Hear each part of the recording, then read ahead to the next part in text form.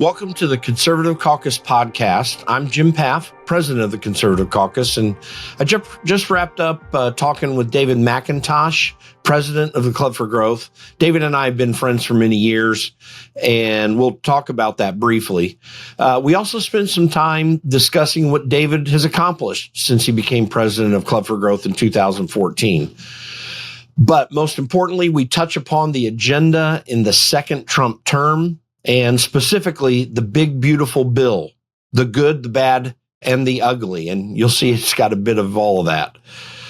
You'll also hear about Club for Growth programs to help train leaders and potential candidates who work for limited government in an era when government has gotten so out of control. Please take some time to go to our website, theconservativecaucus.com. Send us a message about any guests that you want to hear or any topics that you want us to cover. That feedback's critical as we develop this show. While you're at our website, be sure to check out the abundance of resources we make available to you, like grassroots lobbying tips, Democrat rebuttals, our Citizen Action Kit, the Center for Conservative Activism, where you have information and training to help you be effective in your area. That's right there in our Action Center, and lots of information that'll be very helpful for you. With that, here's my conversation with David McIntosh.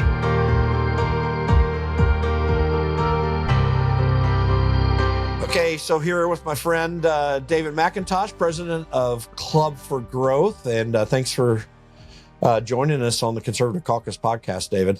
Absolutely, Jim. Great to be with you. Yeah, you too. We've been, for those who don't know, we've been friends for a lot of years. I don't know if you remember this, David, but we first got to know one another when you were running for Congress the first time against Joe Hogsett in 1994. And I was working for Opportunity Project of Indiana. We were working on state legislative campaigns, and I happened to be at a bunch of Lincoln days and different things like this. And I run into you and sometimes run into Joe, by the way, who back then, he's always been pretty liberal. For those who don't know, he's mayor of Indianapolis right now.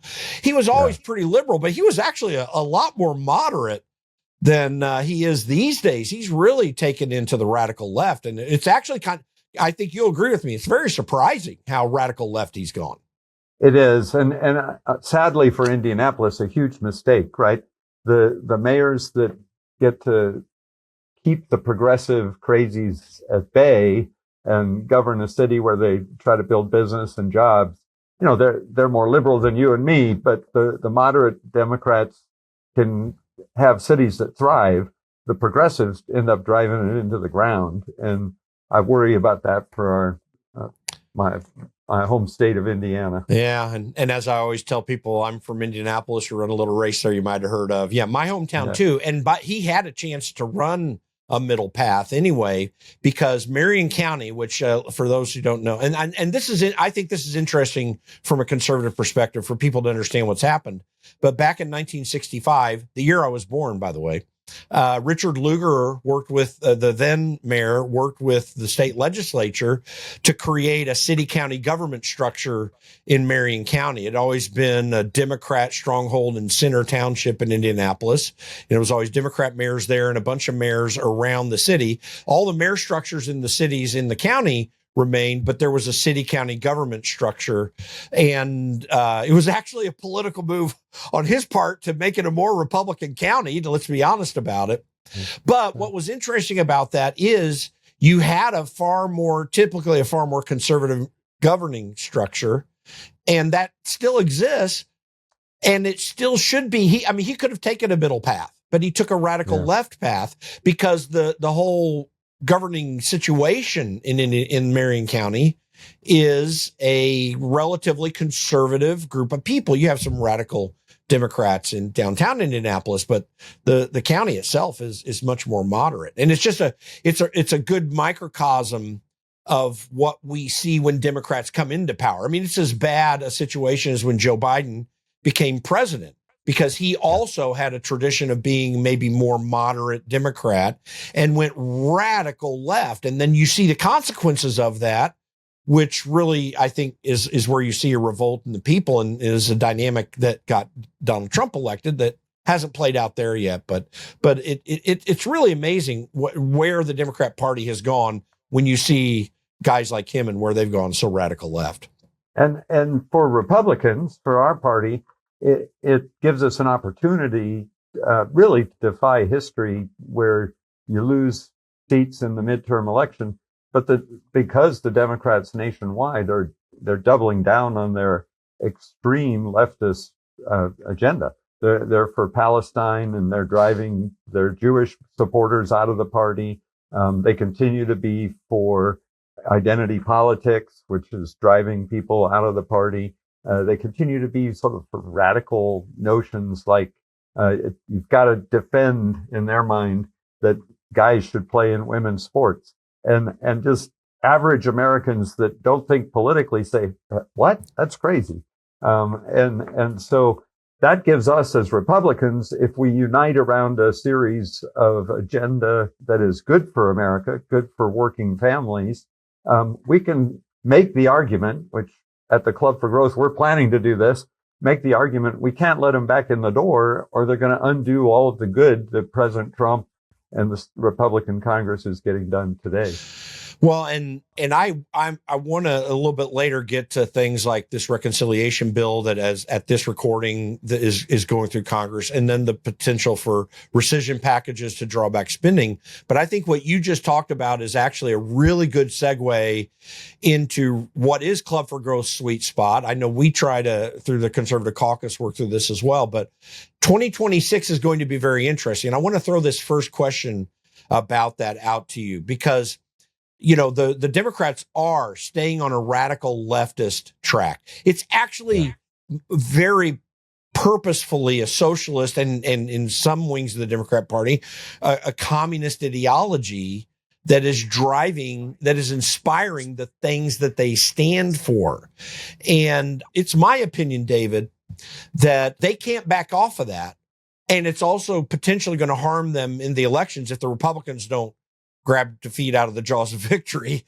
But the only way for that to change in the Democrat Party, because there are no leaders out there even attempting to take a moderate path, or at least none that have any influence.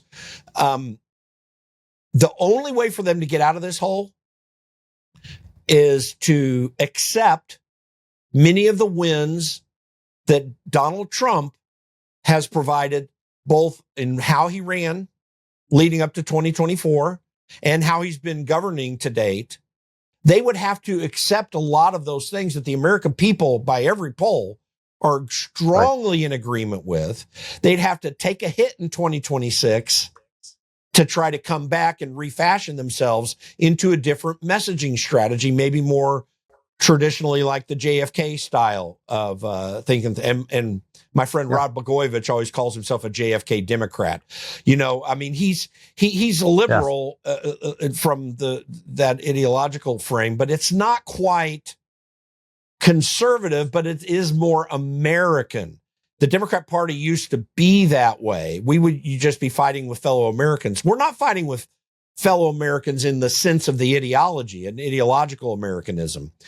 They'd have to give that all up and take a hit in 2026 to even have any chance of fixing their problems with the American people. Am I missing something here, or what are your thoughts on that? I think you're absolutely right. And I do know some younger folks in their party that want to recapture that. They want to go back to a Democrat Party that had kind of common sense programs to help people that were disadvantaged, the underserved, minorities, that give them an opportunity. And, in the end, Republicans will join up and support them with those goals. We believe the private sector is better at delivering on all of that. And that's what the Club for Growth stands for. The private sector individuals can solve problems better than government. And so in most cases, what you want to do is harness that and harness the incentives for people to help themselves and improve their lives. But we can have a debate with reasonable Democrats about how much government, how little government, when we're all for America, as you said. But with these radical progressives that they cover an American flag with a Palestinian flag. That tells you they're just warped in their understanding of where they live and the freedoms that they have. The freedom to do that, right? We grant people the freedom to disagree with us and to dislike the country. But reality, their leadership needs people who will embrace that, embrace the notion that, hey, all of us are Americans and we want our children to have a better country than we did. Back to what we used to call the American dream. I think you're right. They're going to have to go through another loss because their reaction to losing to Trump wasn't to say, oh my goodness, we better figure out what we did wrong. It was to say, we hate Trump and now we're going to double down. Kamala wasn't progressive enough. So in their mind, they put people in charge of the party. It was kind of comical watching the debate among all the candidates for the Democratic chairman, where they each tried to outdo themselves in how crazy they could be. And I'm thinking, well, good for us that you're going in that crazy direction. We'll win some seats and have it. And then that pivots to what our purpose at the Club for Growth is, to keep the Republican Party Republicans, right? As you and I know over the years, people get elected as a Republican, say they're going to shut down government or keep government small, more freedom, lower taxes.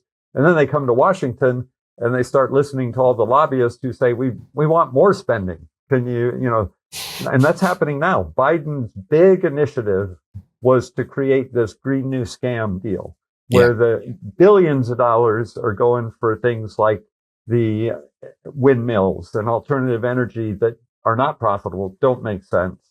And Republicans campaigned against it. They said, we're going to go back to a free market in energy and become energy dominant. And now you got some lobbyists coming, and you even see Republicans, I'm going to name a name, like Senator Kramer up in North Dakota, who raised his hand and said, no, we want to keep the Biden subsidies. We like them up here in North Dakota. That's nuts. And we ran some ads in his state to tell his voters what he was up to here in Washington, because they don't like that. They want to get back to lower taxes, more freedom, and an energy policy that is driven by oil, coal, all nuclear, all the energy sources that we have in this country. You got me going there, but essentially it's Republicans that turn on their own voters and betray their promises that Club for Growth tries to discipline and call on the carpet and really tell their voters why they're doing that and what's up. Yeah, and that's one of the big problems with the Republican Party. When I said earlier about grabbing defeat out of the jaws of victory, I mean they're really good at that. And when you think about it, and I know you and I agree on this, a subsidy from the government is always a distortion in markets somewhere. It is impossible for the government to throw money into anything that's happening economically, even in welfare programs, and not get some distortion arise. And I remember, you remember I was chief of staff for Congressman Tim Huelskamp, former Congressman Tim Huelskamp. He took a bold stand against subsidies for windmills, for example, which angered people in his district because there was a major manufacturing facility of windmills right there. And he said, no, we can't do the subsidies. This is crazy. And he took a lot of hits for it. He survived them for the most part, but also on ethanol production, subsidies for ethanol production. He stayed against that because he understood, as we do, that subsidies distort markets. They also create inequities in markets. And so when you see these Republicans come in and all their constituents, all their big business constituents come in and say, well, no, we need this, so you need to stick with it. Well, that was a Democrat construct to begin with, and now you're adopting it, and we can't do that. But that really goes into what really seems to me as one of the great fundamental problems with the United States Congress. And you served in the Congress for a time. We really have, how do I put this? People get up there, and every time there's one or a handful or a few who try to put a block on some of these stupid ideas, they get trashed, sometimes in their districts. And these are people in safe districts, like Tim's district was a 70% Republican district. They get trashed because they're trying to make a stand against these things, not just in their district, but sometimes, but also in Congress itself. The leadership in Congress tries to destroy them. And they went after Tim all the time, kicked him off his committees. And frankly, the leadership money was against him in the primary that also took him down. And we know that Republican leadership was behind that. Why is it so hard for people who can win such big elections in these safe districts? 90% of congressmen who attempt a re-election run win. Why is it so hard for them to change their way of thinking or to not accept the way of thinking that's in Washington, D.C.? What's the problem there in your mind? So I think what happens is they get here to Washington. They're in a relatively safe seat, so they don't have to go home every weekend. And their constituents become Washington, the lobbyist community here, the government agencies, and they get all their information and input from them, and they lose track of the promises that they made back home. One of the things, I was blessed to be able to serve 6 years and kept the term limit pledge, and tried to run for governor. That didn't work, but I kept my pledge. And I purposely set up committees back in Indiana in my district of experts on every issue. And because I knew I was susceptible to that. And, if I took all the meetings when I was in Washington, I was only going to hear from Washington. That's the biggest problem. The good news is the newer generation, and now up into leadership in the House, are from that mindset that we've got to represent our people back home. And I think President Trump winning that race against all of the establishment powers has emboldened them. Mike Johnson, at his core, is a good conservative.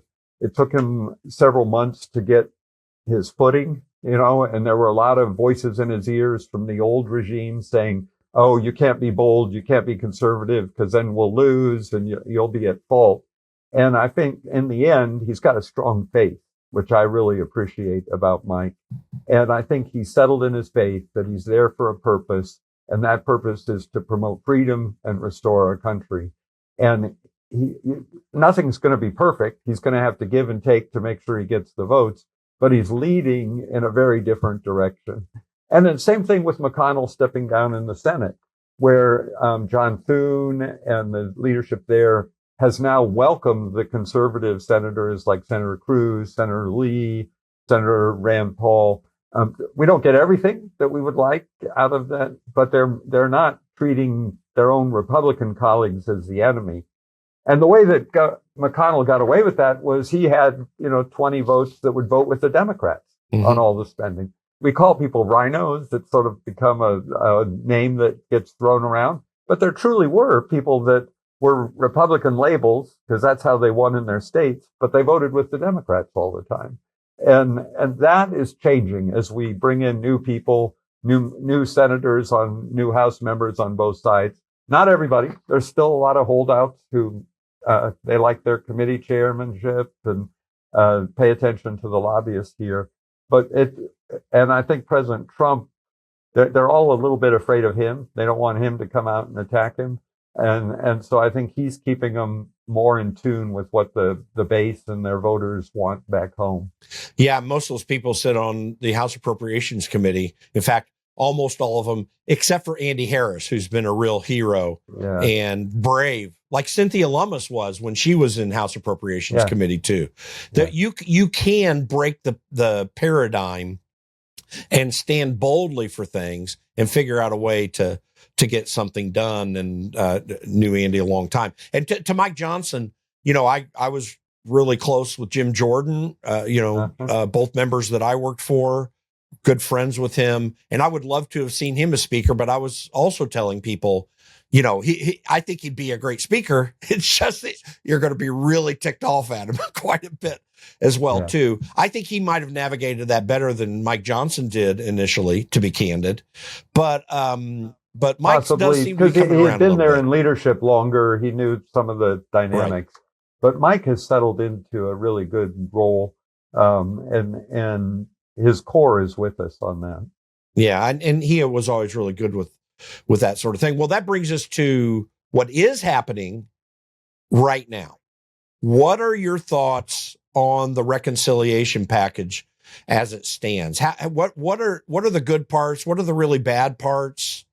And why are we where we are with it right now? Especially now that as recording this, the Senate made some changes that are probably going to anger some people in the House. What are those changes as well, too? And what do you think the dynamic's going to be? Yeah.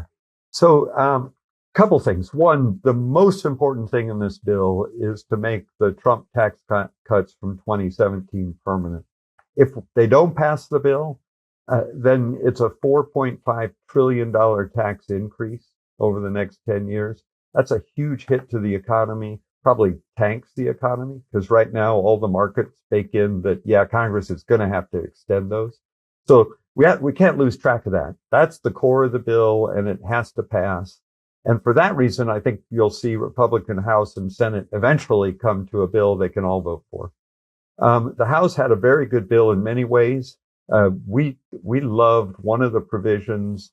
It's called immediate expensing. But basically, if you invest in a new factory, spend money on bringing in machinery to create the jobs, you could take a full deduction right away. The old tax code said, no, you had to spread that over 30 years. So that meant you were investing capital, but you were paying taxes on it. So that the Treasury Department agreed with us. The House put it in there, and that was important that they put it in there. But they also once again said, we'll let it expire. I think after about 4 years, and they've got these budget constraints. They feel that helps. Terrible tax policy, right? Because you can't measure what your investment is going to be like. The Senate corrected that, and they made it permanent. And so that's a great feature. It's not one that's going to be on the front pages and headlines like no tax on tip, no tax on Social Security, but it will help create more jobs than almost anything else in the bill. And in fact, it's going to have a far more significantly positive impact than no tax on tips, no tax on overtime, both of which are good for the economy because it does help. We are a consumption economy still, and that there is a help there. But the expensing is huge. They help people that are working and saving, and you need those as well.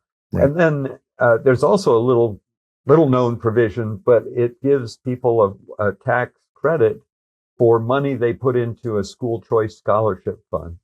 And these funds have been around for a while. They're part of the reason that kids from inner city schools can get a chance to go to a Catholic school, get out of a dangerous public school that the unions have just destroyed. And that program was put in there for the first time in this tax bill. The Senate, I think, is going to double it, but the amount of money there. It ends up being about $20 billion over the 10-year period. And that gives you school choice, not only in states like Indiana and Texas that have passed it at the state level. Arizona. It's Arizona. It's going to give you school choice in New York and California and Boston because it's a federal program. And I think once it takes off, you're going to see a lot of changes in our educational program where the public schools have to do better in order to keep the kids going there. If parents love their children, they're going to make the right decision for their children on what kind of education they need. And this is the beginning of giving them the resources where they get to make the choice. If public school is the best one, go there. If the Catholic school is the best one, if homeschool is the best one, they get to make that choice, and they'll have the resources from public funding to make sure their kids can go to that. Huge new provision that I think 20 years from now, we're going to look back and say, nobody really paid attention, but that changed the dynamic in education in a very positive way. Some of the bad things in it that we're focusing more on now, which the way I look at it is it's going to have to pass. So correcting some of the bad things means it only will get better. They didn't cut very much in spending. And in particular, the Medicaid expansion under Obamacare has this incentive for states where they get reimbursed $9 for every dollar they spend.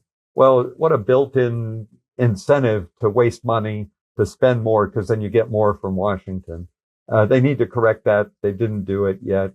They did put a work requirement in. So able-bodied people that are on Medicaid, that's supposed to help disabled and older folks, people who can't afford insurance, the able-bodied people need to try to go get a job and let their job pay for their insurance the way most Americans do.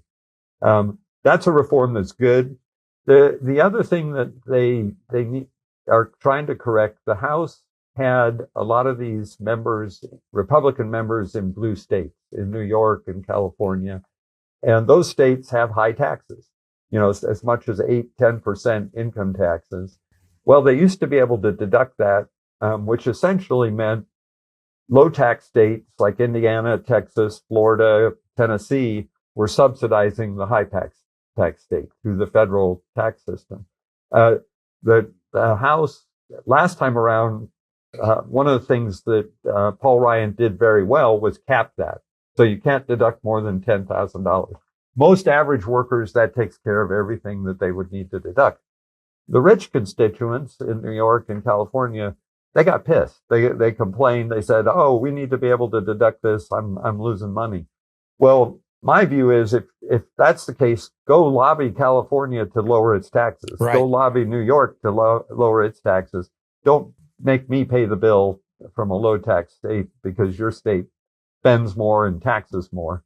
Yeah. Well, the House, to get to 50+1 votes, they increased that deduction. I think it went from 10,000 to 40,000. Yeah, 40,000. Mm-hmm. And the Senate didn't like that. So they're scaling it back down. We'll see what happens. That's about $300 billion of tax giveaways to blue states that I don't think a Republican Congress needs to be the champion for. So, but Mike's got to put together the votes. He's got to do things that everybody sees is good for them. We ran some ads there too, and one of the congressmen, Mike Lawler, did an ad in his district saying, well, now he's opposing President Trump's tax cut bill because he was saying, I'm not going to vote for it. And he has to explain to his constituents why he would vote no and join the Democrats on that. And we need to tell the constituents about what they're up to, and that'll keep the Republicans being Republicans. Well, and keep in mind the what's called the SALT deduction, the state and local tax deduction. That's, again, playing the Democrat game rather than playing the Republican game. Yeah. And Donald Trump proved, not only from the result of the election, but his gains in states like New York and California, vote gains in those states as well, that the Republican message does resonate. Yeah. The conservative message resonates with the American people, and it's phenomenal what he has done. And I think that the nice thing is, if the Senate does get the SALT deduction right, it's going to finally have the more rhino factions of the party have to explain why they're voting no, as opposed to always throwing it on the conservative factions that are really attempting to press a more Republican agenda, or what is generally perceived as a Republican agenda. And that's really important. But, there's something, by the way, related to, I want to maybe hit a little bit on the Medicaid reforms in a more general sense and education. There are two things that I think a lot of American people have no idea about. And that is that the federal and state governments, and in large part the federal government, has a monopoly on two aspects of the American economy: education and charity. In fact, even though we're still a very charitable nation, and there are hundreds of billions of dollars that are put into charitable institutions privately every year, the reality is that we've got trillions of dollars that the federal government spends on charity. I mean, it is an effective monopoly. And this is why when we're fighting over Medicaid reforms, we're also not understanding that what's left out of that system is the ability of free enterprise, or I should say the gleanings of free enterprise, to be able to manage those desperate situations that people find them in more effectively. So there's no private charity that would give health insurance or health, the health care in general, to someone who could already work for free. That would never happen with wealthy billionaires who are funding, say, an organization to help people with their medical costs. They would never do that, but the federal government will. And then we have this big argument about it. And the reason the argument's there is because it's a control issue. It's a political tool that some people can use to get votes.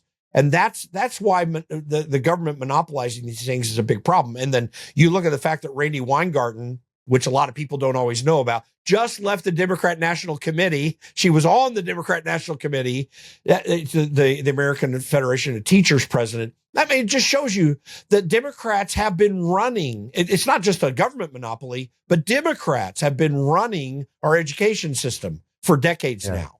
And these are monopolies, and that is a more effective monopoly even than charity, where we still have a lot of charitable money going out there in the private sector. But this is a huge, huge issue that we need to reform to get it. And it might be one of the most effective reforms to get us back to what we call the American dream in a more permanent way, because the welfare reforms of the 1990s, which I know you voted for, they had a massively positive impact on the economy.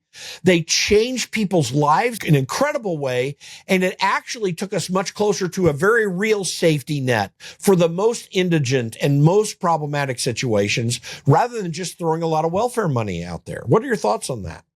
You know, you're absolutely right. And you see the government funded monopolies, like you pointed out, in education and in healthcare, and it totally distorts the system. Like we were talking about earlier, when government gets involved, and in this case, basically takes over, you don't have any accountability in public schools.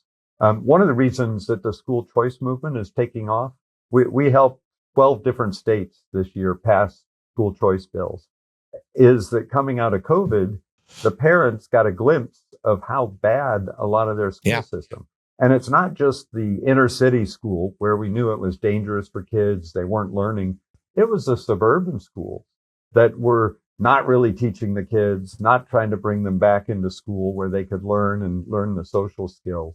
And that's prompting parents to say, we want our own escape route for our kids so that we can make sure they get a great education. It's prompting a lot of parents to homeschool. Homeschooling is taken off in this country. And if you work with a young person who's been homeschooled, they're able to talk to adults. They're able to think and process and research. They're hardworking. And across the board, if you're an employer, it's going to be a huge positive that they look at on somebody's resume. Whereas when I was growing up, it looked like, oh, maybe they don't have the social skills to get along with somebody. And I mean, it was a lie then completely. too, by the way, just like it's a lie now. Right. But it seemed more reasonable to say. No, exactly. And now, well, often the smartest kids going to college are the ones that have been homeschooled because they actually were taught something for 12 years in school and taught how to reason and be logic. I want to also mention one more aspect of this, and I love your term about government monopoly in this, but the research that's done at our universities is a government monopoly for the most part. They get all sorts of grants. What Trump people discovered is they're not only have a monopoly on what research they do and funding that, the universities are sucking 60, 70% of that money out for, quote, overhead. So they're building expensive buildings, they're paying administrators rather than just researchers and professors. And the Trump folks said, hey, new rule. We're going to cut you off at 15% overhead, which I think is pretty generous. Yeah. And you see these universities like Harvard screaming that how dare you take away our kitty? You know, we're entitled to this taxpayer money that you've been giving us for all these years. And we're entitled to have that high overhead because that's how we pay, college presidents so much money and all of this. And I am thrilled that the Trump Education Department is standing up to institutions like Harvard and saying enough is enough on the money side and on the what the Supreme Court said was illegal, the racial discrimination side, where DEI was saying we're going to use race and discriminate against Asians and white kids. Right. And the court said no. If you don't want to have racism, then no racism. And that's the American ethic. Treat everybody of equal dignity. It's Martin Luther King's ethic. Yeah. That you measure people by the quality of their character, not by their skin color. And I'm really glad they're standing up to these powerful institutions and saying, we're cutting you off. You know, the taxpayer's not going to fund this racism at the universities. We're not going to fund this ripoff of 60% overhead. And good for them. I'm glad they're doing it. It'll make a huge change. Well, and it is interesting. When you and I were growing up, you did not see these architectural wonders on college campuses. You went to Yale. I went to Indiana University. Yale's different. It was a private institution, but Indiana University, and you know Indiana University very well. Yeah. It was just pretty straightforward, slightly designed limestone buildings, because, Bloomington and Bedford, Indiana are the limestone capital of the world. They weren't they're pretty nondescript by and large. Now you see these amazing buildings being built on that campus, but you also see it in high schools too. You see these architectural wonders. Bloomington High School, and my wife and I still own our home in Bloomington, Indiana. Bloomington High School built this facade, which is this wide, huge, open air entrance, and that has no effective use at all, except as an entrance, as a foyer, as a massive foyer. And you're starting to see that propagated in schools. Schools are boring campuses typically. Yale had a storied history and Ivy on it and all this kind of cool stuff. But so it had that history behind it. But again, that was an historical thing more than an architectural thing. And all this money gets floated into these institutions, and they waste it on their, what I would call, paramours in the construction industry and in other places that really take off the top. And that is a really huge problem of government largesse. And it doesn't just show up in these architectural designs. It shows up in USAID money, which I'm having these private arguments with a progressive Christian guy I won't name, but he's all mad because we're going to take USAID money. But the two factors he refused, and he says it's non-Christian to do that. And the two factors that are most important there are, one, that about 50% of that money is getting taken off the top. And two, the problems that it's addressing is due to those local government. There's 26 African countries that receive PEPFAR money, and only 4 of them are free economies. And one of them is a very large one, Kenya. But most of the money that is going around into these, that you have an autocratic government, which does not allow for free markets, which is probably the best driver of wealth that there is in human history. And they're taking money off the top themselves too. But we're supposed to be throwing that money out there. That's just a really extreme example of what is consistent in the money that government throws out, even here in the United States for various programs, to the point now where government money is funding these riots in LA and elsewhere. I mean, these are literally NGOs that are receiving government money, and $32 million went to that Cheerla organization that started the LA riots. And most of that money came from the state of California and local governments around there. So the government funds the organization that starts the riot, and then suddenly Donald Trump's supposed to be at fault. These are just examples of the twisted way that government works when you build it as big as it is. And the left, particularly the hard left, figured out how to, donors wouldn't give that money, right? They wouldn't waste it on the progressive communist vision for America, but they figured out how to burrow in and get billions of dollars from the federal government. USAID, that was supposed to help underdeveloping countries have a better economy, diverted to all of these American social leftist causes. PBS, they tell us, we just get a tiny amount of government funding. Okay, good. You don't need it anymore then, because you got the private sector to fund you. Oh, they scream, no, you're going to take away all this programming. And the taxpayers are finally being represented by the administration. We'll see if Congress steps up to the plate, and because the president triggered something called the rescissions process to say, okay, in the past Congress, you agreed to spend all this. We think it's a waste. It's taking taxpayer money for things that aren't really taxpayer purposes. Rescind it. Stop the spending. And we'll see. Hopefully the rhinos agree to vote with it. most of the Republicans agree with the president. They got to get to 50% on both sides.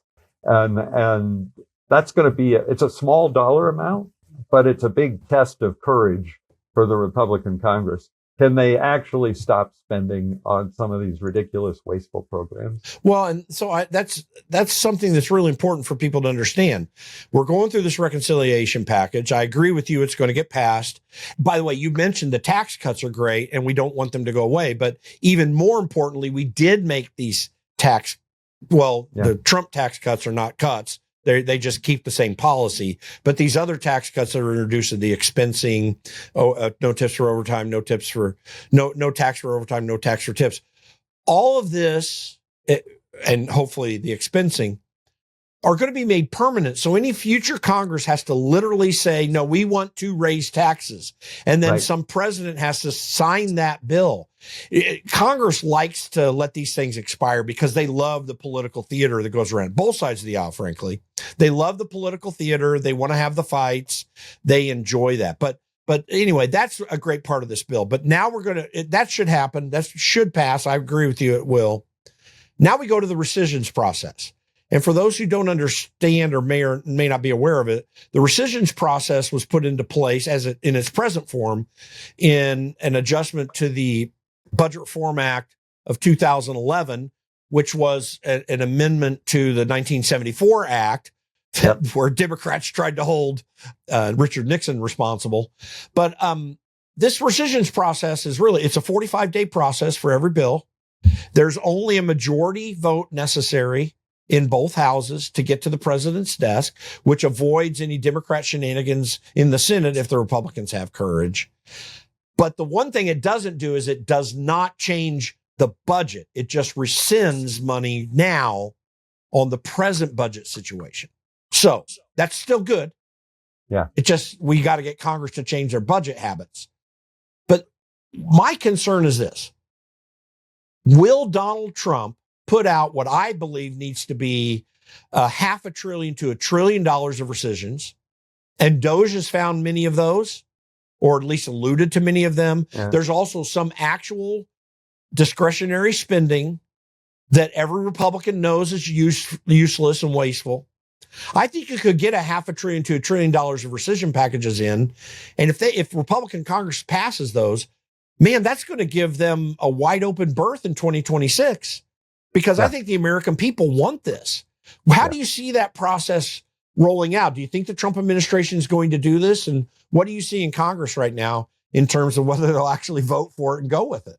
Yeah, I think the test is coming up and they're going to vote for this first one.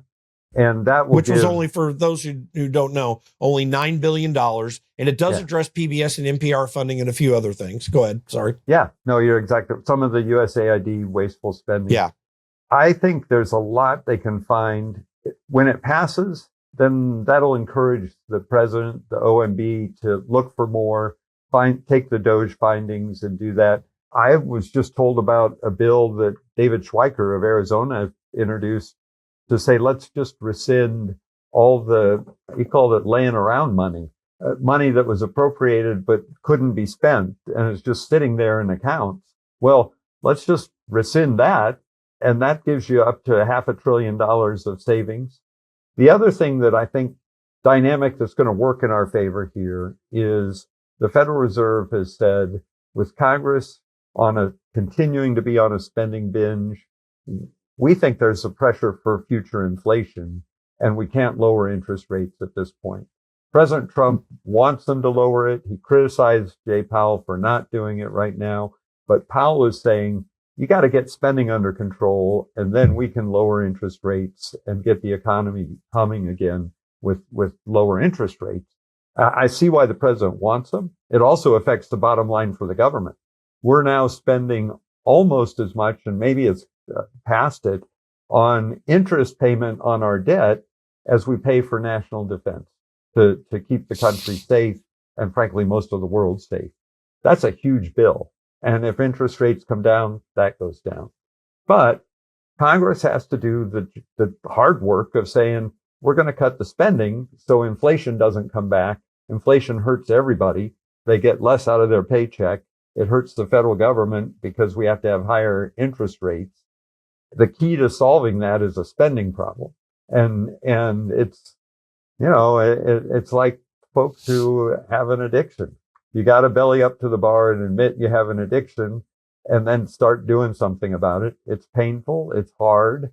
But you have to do it in order to preserve your life. And I think we're at that stage in this country now where we've got to encourage, force, drive, push Congress to address that spending addiction they have, and so that we can get the economy back on track. Do you see it happening? Just affirmatively, do you think that Republicans are willing to do this and not miss the greatest opportunity of our lifetime? Because keep in mind, when Jay Powell says, "Oh yeah, no, I mean the only way I can have interest rates go down is if you stop your spending habit," what he's really saying, in Fed speak, is please, please, please tie my hands from printing more money, because It is the Federal Reserve that makes this possible. Let's just be honest about it. Yeah. It's because Congress couldn't do it if they don't have the money. Right. And the only way they have the money is for the Federal Reserve just to do it. But are they even willing to address it, in your opinion? So I would say at this point, we're starting to see light at the end of the tunnel. It's not there yet. They still resist those spending cuts. It's the House and Senate appropriators, both parties, who didn't like DOGE, coming in and pointing out how ridiculous a lot of the spending was. But they're coming after basically 15 years from 2008 of the Federal Reserve saying, go ahead, spend, we'll print cheap money to take care of you. And we were able to do that because we're the world reserve currency. So we shifted the cost around the world. It didn't have an inflationary impact. Well, COVID and all the massive spending that came in there, Biden's spending on Medicaid that tripled the cost there by this 9-to-1 reimbursement formula, those things finally tipped the balance and inflation hit. And they denied it at first. I don't know if you remember, they were saying this is just temporary. And then the Federal Reserve woke up and said, no, this is a real problem. We have to deal with it because honestly, the way it works is the interest rate they set is what banks charge for lending. Well, a bank's not going to charge private money and get less interest than inflation. It just doesn't work. Nobody will say, I'll give you $100 and you give me 105 back, but that 105 is really only worth 95. Nobody's going to take that deal. And that's the way the economy works. So the Federal Reserve said, we got to hike interest rates. We got to deal with this. And now I think Powell's being brave to tell the president, we're not ready yet. We can't go back to just open checkbook to Congress on spending.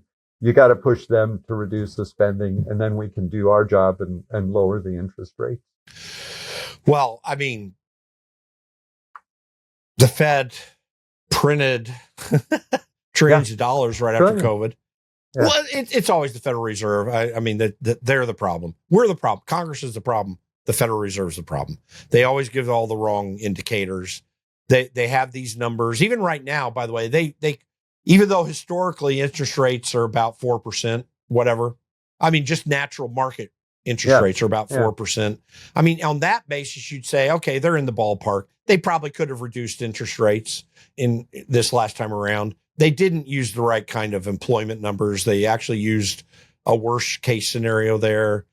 There are some good indicators of the economy. But the reality is they always get it wrong. That's why the Federal Reserve is a messed up system, because you have the political actors that are willing to go as far as they want. And then the Federal Reserve, which, really is kind of the person who pulls the rigs on the system to make it work when the system can work just fine in the free market. But that's, these are fundamental problems that I don't know that we can always get with. But that's kind of your job at the Club for Growth, is try to find a way for that to change by getting the right people in there. True. So get the right people there and support dynamics that push the government to do the right thing, right? So I'm going to take a digression for a minute. One of the reasons we support Bitcoin and cryptocurrency and want to see that adopted in the U.S. is that's a disciplinary pressure on the Correct. Federal Reserve. If the Federal Reserve creates inflation and your dollar is not worth as much as it was last year, people shift some of their money to Bitcoin where they see it rising over time. And not that Bitcoin's some people believe it'll take over the financial system. I don't think it has to do that in order to be a disciplinary private sector financial system, essentially, that tells the Federal Reserve, you've got to stay within certain limits and not let this thing run away. You can't just, print money out the back door all the time. And that dynamic's important, right? When they have to respond to Bitcoin and crypto in the marketplace and say, we gotta stay within reasonable norms. We can't just print money for you, Congress. And then that disciplines Congress over time. But it takes leaders who are brave. One of the programs we have at the Club for Growth, and I want to tell your listeners about it, so maybe some of them would apply, is a fellowship program. These are folks who are leaders. We've got 250. We train 50 a year in the principles of free markets, individual liberty, and constitutional government. Basically showing leaders how the private sector people can solve problems better than government does. And we give them media training so they can come on your podcast and go on and do interviews. And then they formed a network. So conservatives in Maine are talking to conservatives in Austin, Texas. How do you deal with the liberals on city council? And state legislators are comparing notes. It's a new program, about 6 years old. Actually, one of the things it also does is train people who might run for Congress. So we've got 6 of them now who've been elected to Congress, who came out of that fellowship. That's great. The conservative leadership for the future. And we're investing money in training them. I'm really proud of the men and women who are involved. They're next generation leaders for freedom in this country. And that's what it's going to take to make sure we keep the American dream going. Yeah, one of them is my friend Patrick Neville, former Republican House Minority Leader in the Colorado State Legislature. Although we can't get him to run for Congress, he's resisted that so far, but he'd be a great congressman. He may figure he can get more done in Colorado. Yeah, he's and nationally he's doing some cool stuff. But yeah, it's a good program. Do you and this is one of those things that you guys have been changing over the last few years. What do you think is the big difference in Club for Growth since you came in 2014 and from that point to now? What's really changed? So and the club has a great history. It started in the 90s with the Contract with America classes, and its original purpose there was to get involved in Republican primaries, to maybe take out some rhinos, replace them with real conservative Republicans. And then it grew with the super PACs and elected champions like Rand Paul, Ted Cruz, Mike Lee. And then so I came in and inherited this really great structure that we had and donors all over the country. But we set a vision for, let's create a pipeline for conservative leadership, starting with this fellowship, training people who are not in Congress, electing members of Congress, and some attorneys general who can be senators and governors in the future. And then eventually the goal is we'll have a Club for Growth alum who will be president of the United States someday. Yeah. And it's training that leaders all around the principles of freedom. And the way we've been able to do it, Jim, has been, I've got some very generous donors who have been successful in life. They understand the American dream, and they are giving back. They're giving back by taking a chance on a young Marco Rubio, who everybody thought would lose his first Senate race. And they take a chance on candidates like that, help them win. And then when they get into office, they deliver on freedom. We were just at dinner with some of them last night. One was in Ohio, Bernie Moreno, had a difficult primary with 3 other candidates, all who had a lot of money. The club came in, supported Bernie, helped him win that primary. The crypto folks helped him win and beat Sherrod Brown. And now he's up there basically selling conservatism to his Senate colleagues. Yeah. If you get to know Bernie, he's a car salesman. So, Yeah. but he's a true believer because his family had to flee Colombia when the communists came in. Yeah. And so, one, he was explaining, I can never run for president, so I'm happy doing my job in the Senate. And then he uses his skills as a salesman to convince the other senators to do the right thing. That's an investment the club made, and now it's paying off with good government. Yeah, and it's really critical. We've got a whole lot to do to really get us back on track, and there's going to be a lot of difficult battles for even people that you and I might help to get there that we believe in, because they still have a melee to go through. I mean, it's a real gauntlet.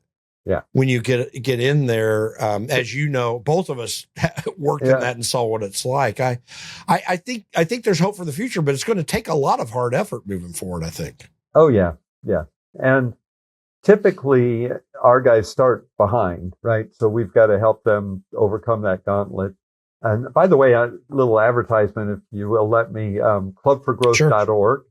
All of your listeners can come. You can join for free, but then we'll send you information about who these good champions are, so you know who to support, who to get behind. We also keep a scorecard. You can look at that and see, okay, who did we think was good, but gosh, they're down in the 60s on the Club for Growth scorecard. Maybe they've stopped paying attention to folks at home when they're listening to the DC lobbyists. Clubforgrowth.org. Come and join for free. Be part of the movement with us and help us get that done. Yeah, I think it's a great organization. As you know, I've been close to the organization for a lot of years, even before you came in there. Yeah. But you've been a great friend for a lot of years, and I think it's interesting to track that we've taken since 1994 and where we've kind of ended up here. It's so funny, and a lot more to do, because there's going to be people upset when you're standing for principle from time to time, and you have to be able to wade through that in a gracious but firm manner.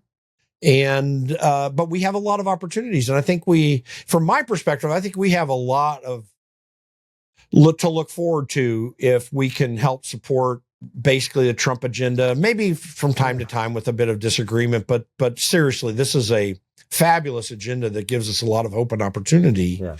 Yeah. Before we close out, what are your thoughts on the opportunity of the Trump presidency, and what should we be looking to in the future to try to figure out, what we ought to understand from here, because that's 4 years and done. We got to come up with something after that. In fact, folks like us are going to be are already thinking about that, because that's how far ahead you tend to have to plan. What are your thoughts on that? So I think, as you said, great potential. And President Trump has enormous energy, right? You see all of these executive orders coming out. He's addressing all of these problems that people refused to take on because it was hard. Getting rid of the DEI, the soft racism in government spending in universities and in corporate America. Now companies no longer have the DEI listed on their website as a big commercial for themselves, because they realized it was wrong. He's taking on the defense, making sure that we're safe around the country, around the world, but also saying we're not going to be in these endless wars. We don't have the support to be the policeman of the world. We're going to make sure we're safe. We're going to look out for American interests. And he's going to dig into the regulatory agencies. We haven't talked much about it, but the tax code that we're trying to keep lower taxes and cut more, regulations are like a huge tax that's twice as bad for many companies that want to grow, expand, hire people. And it's that hidden tax. He's unleashed and hired people to go dig those out. Lee Zeldin's one at EPA, where he's already announced huge reforms. One of them was that California used to set the air pollution standards for us on vehicles. He said, no, California doesn't get to do it anymore. Washington's going to do it. You're not going to impose costs on Iowa and Indiana and Pennsylvania because of your crazy leftists out in California. that one change is going to save a lot of money on the cost of a car and a truck in the country. And you add all those up, and it's huge. Yeah. By the way, a lot of people don't know. I mean, this is kind of your background. So in the Reagan administration, you were involved with regulatory reform issues. I know at Dan Quayle's behest that you're involved with that. But you were also chairman of the subcommittee on regulatory reform in the House Government Reform and Oversight Committee in Congress. You've been doing that aspect for a lot of years. I know I'm extending a little bit, and I know our time's short, but one thing I want you to address related to that. I have made the case over and over again. I've looked at numbers. I'm not a professional economist, but I'm a geek on these numbers. I'm convinced, looking at things, that in the Reagan years, no doubt the tax cuts were a huge boon to the economy. And no doubt what Paul Volcker did in the Federal Reserve to try to rationalize what had gone so awry with the Fed at that time, that all helped the economy tremendously. In the case of the Federal Reserve, through a lot of hurt. But we got there. And by 1984, everything just blossomed and took off. But I'm convinced that it was the regulatory reform. A lot of people don't talk these days about the Grace Commission, which recommended a lot of reform that Congress gave the finger to, but Ronald Reagan very purposefully worked to change. And you were part of that effort. Yeah. I think we cut the federal code down almost by half in terms of numbers of pages.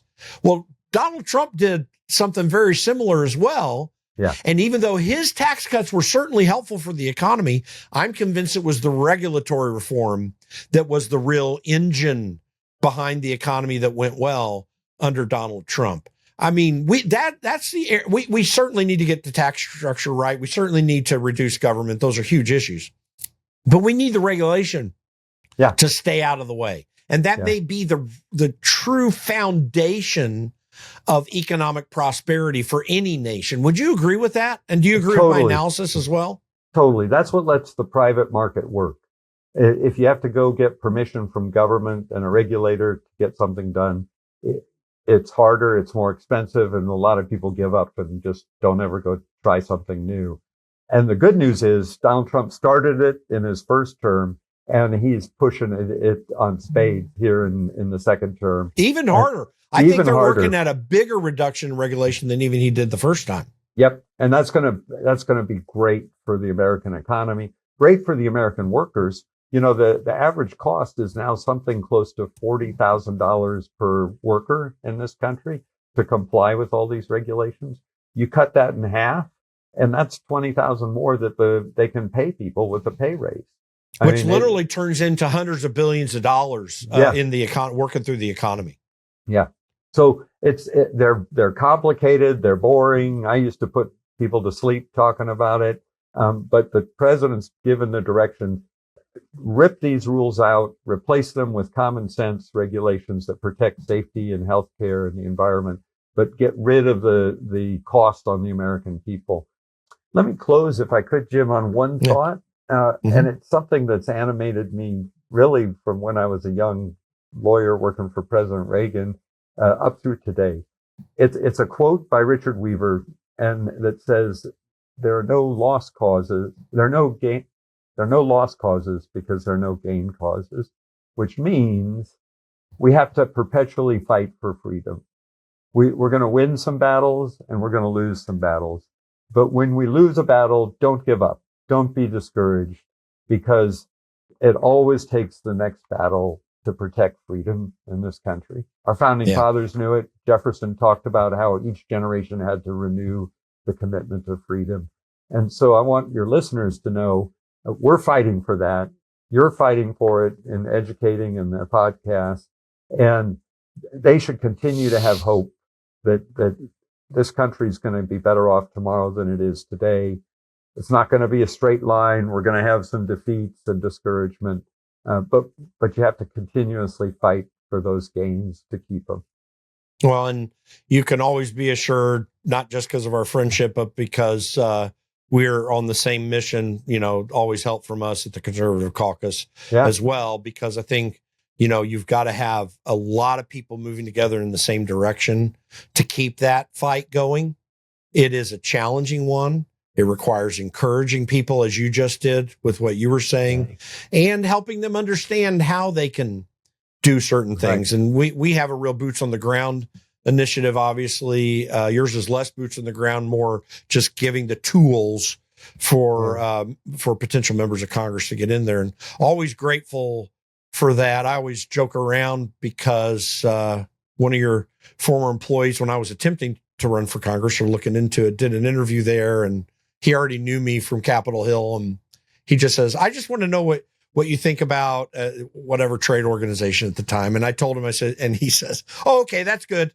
The rest of it I already know. So I've really been very, very thankful for the work of Club for Growth for a long period of time. And your leadership's been fantastic. Of course, Scott Parkinson that works for you. We were chiefs of staff together, and is a really good friend of mine. You guys have something going there, and we always want to be definitely partnering where we're helpful to do that. And I'm looking forward to that. It'll be a lot of fun. David, I appreciate you taking some time on the Conservative Caucus podcast. One last time, tell people where they need to go to figure out more. Great. Thank you. Yeah. clubforgrowth.org. And you can sign up as a member there. And then we'll send you regular updates about what's going on in Washington and point to you who are the good candidates in the next election that we should all get behind. And I talked about some very generous donors, but the core of the club are about 5,000 individual donors who they'll write a $10, $20 check, and we bundle those together. And that really helps these candidates be able to get their message out. So, and it's all up to you as the member, which candidates you want to do. We'll just get you the information so you know who the good men and women are that are going to carry on the fight. Sounds great. Love your work. Thanks for taking some time with us today, David. My pleasure. Great to see you. Blessings. Before we end, let me thank you for listening to the Conservative Caucus podcast. Be sure to check our show notes out for any information about our guest and links to our organization and what we're doing as well. As we develop this show over the coming weeks and months, your feedback is critical. So please give us your input and any suggestions for the show when you contact us at info@theconservativecaucus.org. That's info@theconservativecaucus.org. And if you like what you hear, please be sure to click like and subscribe on the video platform or podcast app you're using to listen to this episode. Also, would you take some time to share it with a friend who may be interested? And make sure to go to theconservativecaucus.com to sign up for emails and take a moment to go to our blog as well, where you can hear what we're doing and get the latest updates. Thank you for joining the Conservative Caucus podcast, and we'll see you next time.